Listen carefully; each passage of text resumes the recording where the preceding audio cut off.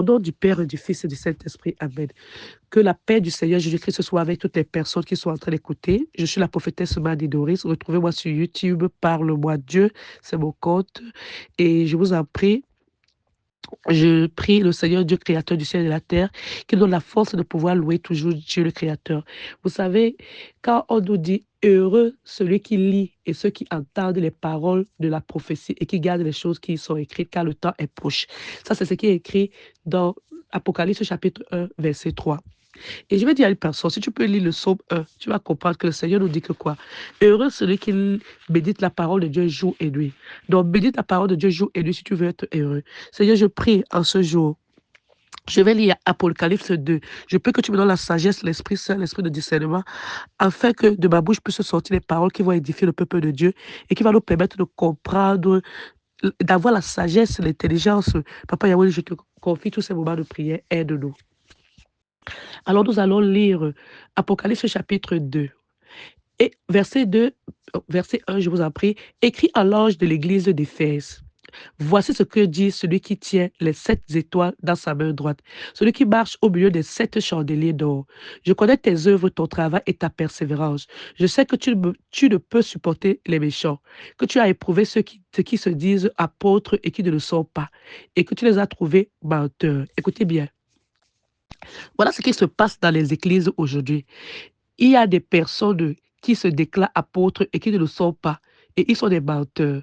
Donc, prenez bien ce message à l'écoute pour pouvoir savoir que tu dois développer ta relation avec l'Éternel des armées comme Daniel. Parce que de nos jours, il y a des personnes qui parlent avec leurs lèvres, qui louent Dieu. Mais ce sont des menteurs. Ils utilisent juste le peuple de Dieu pour se faire de l'argent ou bien parce qu'ils savent qu'ils ont déjà vendu leurs âmes, ils veulent égarer les autres personnes. Alors, je prie à ce jour que le Seigneur puisse nous donner à chacun de nous l'esprit de discernement afin qu'on puisse s'éloigner de ces mauvaises personnes. Au nom de Dieu, Papa Yahweh, avoir le feu de Dieu autour de nous, afin que toute force satanique puisse être mal à l'aise quand je suis à côté de Papa Yahweh, que ces personnes-là puissent être démasquées au nom de Jésus-Christ. Amen.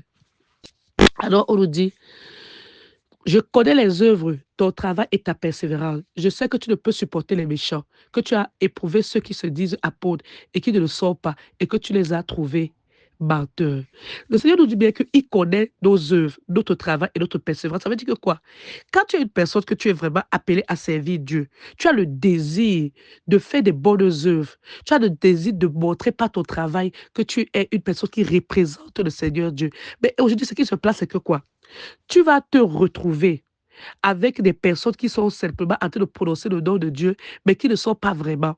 Alors, on nous dit, je sais que tu ne peux supporter les méchants.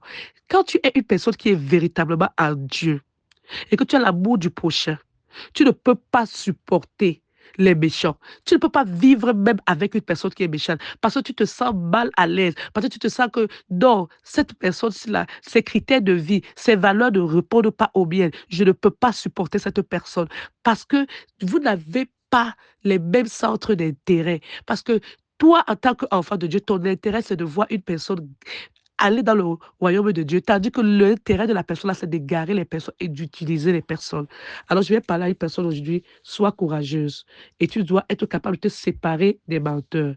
On dit, je sais que tu ne peux supporter les méchants, que tu as éprouvé ceux qui disent apôtres et qui ne le sont pas, et que tu les as trouvés menteurs. Voilà, il y a beaucoup de personnes qui disent qu'ils servent Dieu, mais ce sont des menteurs. Que tu as de la persévérance, que tu as souffert à cause de mon nom et que tu ne t'es point lassé. Mais ce que j'ai contre toi, c'est que tu as abandonné ton premier amour. Alors vous devez comprendre que Dieu est notre premier amour. Je vais te dire, il dit bien, ce que j'ai contre toi, c'est que tu as abandonné ton premier amour. Qui est ton premier amour? Écoutez, mais ce que j'ai contre toi, c'est que tu as abandonné ton premier amour. Souviens-toi donc d'où tu es tombé, repens-toi et pratique tes premières œuvres. Sinon, je viendrai à toi et j'ôterai ton chandelier de sa place, à moins que tu ne te repentes. Donc, Dieu nous donne toujours l'occasion de se repentir. Donc, le Seigneur dit bien qu'on doit se repentir. Il dit, mais ce que j'ai contre toi, c'est que tu as abandonné ton premier amour. Souviens-toi donc d'où tu es tombé, repens-toi. Donc, il faut que toi, tu puisses avoir la réflexion pour te dire, quelles sont les erreurs que j'ai faites? C'est à quel niveau que j'ai fait les erreurs? Et puis tu te souviens et tu te repentes. Répare-toi et pratique les premières œuvres. Vous savez, les personnes arrivent dans le monde de Dieu. Ces personnes ont le désir de servir Dieu. Elles veulent faire les bonnes œuvres, mais se laissent convoiter par les choses du monde. Parce que tu veux, et certaines personnes veulent également rouler dans les grosses voitures, veulent également faire comme les mauvaises, comme fait la foule. Il ne faut pas faire les choses de la foule. Quand tu es un enfant de Dieu, tu dois te faire distinguer. Alléluia, amen. Et le Seigneur nous donne toujours l'opportunité de se repentir. Je viendrai à toi, j'ôterai ton chandelier de sa place, à moins que tu ne te repentes. Tu as pourtant ceci, c'est que tu hais les œuvres des Nicolaïtes, œuvres que je hais aussi. Écoutez bien, œuvres des Nicolaïtes. Quels sont les Nicolaïtes? Écoutez bien, que celui qui a des oreilles entende ce que l'Esprit dit aux églises. À celui qui vaincra, je donnerai à manger de l'arbre de vie qui est dans le paradis de Dieu. À celui qui vaincra, je donnerai à manger de l'arbre de vie qui est dans le paradis de Dieu. Seigneur, nous te prions. Donne-nous la capacité de connaître que tu as dit que l'homme ne vivra pas de pain seulement, mais de toute parole qui sortira de la bouche de Dieu. Remplis nos corps, Papa Yahweh, avec les paroles saintes, avec la présence de Jésus-Christ de Nazareth, que tout ce qui est démon puisse sortir de notre corps au nom de Dieu, que toute écriture démoniaque que nous avons mangée, que ce soit dans la nourriture, que ça sorte de notre corps, que ça sorte de toutes les personnes qui seront en train d'entendre cet audio au nom de Jésus-Christ, Papa Yahweh. Viens retirer tout ce qui est négatif qu'ils ont mis dans notre corps, que ce soit à travers la nourriture, la boisson, ou bien que ce soit à travers les actes d'accouplement, au nom de Jésus-Christ, au nom de Jésus. Papa Yahweh, viens nous libérer de tout péché. Papa Yahweh, nous nous repardons pour tous nos péchés. Nous voulons te servir au nom de Jésus-Christ. Amen. Seigneur, donne-nous de pouvoir manger l'arbre de la vie. Parce que nous voulons vaincre les œuvres du diable avec toi. Donne-nous cette force de vaincre les œuvres du diable au nom de Jésus-Christ, afin que nous puissions avoir notre place dans le royaume de Dieu. Amen. Alors nous allons continuer à lire parce que c'est important.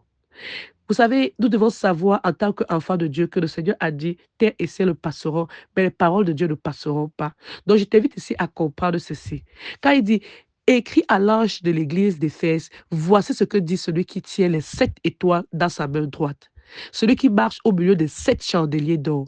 Si tu reviens, tu vas lire le verset 17 de Éphésiens, pardon, le verset 17 de Apocalypse de Jean, qui dit, quand je le vis, je tombais à ses pieds comme mort. Il posa sur moi sa main droite en disant, ne crains point, je suis le premier et le dernier, et le vivant. J'étais mort, et voici, je suis vivant au siècle des siècles. Je tiens les clés de la mort et du séjour de mort. Écris dans les 7 choses que tu as vues, et celles qui sont et celles qui doivent arriver après elles. Le mystère des 7 étoiles que tu as vues dans ma main droite et des 7 chandeliers d'or. 7 étoiles, 7 chandeliers d'or. Les 7 étoiles sont les anges des 7 églises. Et les 7 chandeliers sont les 7 églises. Écoutez bien. Donc, le Seigneur nous a parlé déjà que les 7 étoiles, écoutez bien, les 7 étoiles sont les anges de 7 églises. Et les 7 chandeliers sont les 7 églises. Donc, il y a 7 églises. Écoutez bien. Et c'est là où ici, il dit ici, écrit à l'ange de l'église d'Éphèse. Voici ce que je dis, celui qui tient les 7 étoiles. On nous a dit que les 7 étoiles sont les anges des 7 églises. Et on dit, voici celui qui tient les 7 étoiles dans sa main droite, celui qui marche au milieu des 7 chandeliers. On nous a dit les 7 chandeliers, c'est les 7 églises. Donc, 7 étoiles, ce sont les anges des 7 églises. Et les 7 chandeliers sont les 7 églises. Et il nous dit bien ici que quoi? Il dit bien, je connais tes œuvres, ton travail et ta persévérance. Je sais que tu ne peux supporter les méchants, que tu as éprouvé ceux qui se disent apôtres et qui ne le sont pas, et que tu les as trouvés menteurs, que tu as de la persévérance, que tu as souffert à cause de mon nom et que tu te t'es point lassé. Mais ce que j'ai contre toi, c'est que tu as abandonné ton premier amour. Donc, il y a les personnes qui ont souffert à cause du nom de Jésus-Christ, qui ont été persécutées. Mais à cause des autres personnes qui sont menteuses, ces personnes se retrouvent en train d'abandonner leur premier amour, qui est l'amour de Dieu. C'est pour ça qu'au verset 5, on dit, souviens-toi d'où tu es tombé, repens-toi et pratique tes premières œuvres. Donc, le Seigneur voudrait que toute personne qui est tombée puisse se repentir et venir faire l'œuvre de l'Éternel. Repens-toi. Et il nous dit bien, il dit bien, repens-toi et pratique tes premières œuvres, sinon je viendrai à toi, j'ôterai ton chandelier. Qu'est-ce que le chandelier? L'une des églises. À moins que tu ne te repentes. Tu as pourtant ceci, c'est que tu haïs les œuvres de Nicolaïte, œuvres que je hais aussi. Que celui qui a des oreilles entende ce que l'Esprit dit aux églises. À celui qui vaincra, je donnerai à manger de l'arbre de vie qui est dans le paradis de Dieu. Donc, ce qui veut dire que les églises aujourd'hui sont corrompues. Alors, chaque église représente un chandelier. Nous allons continuer avec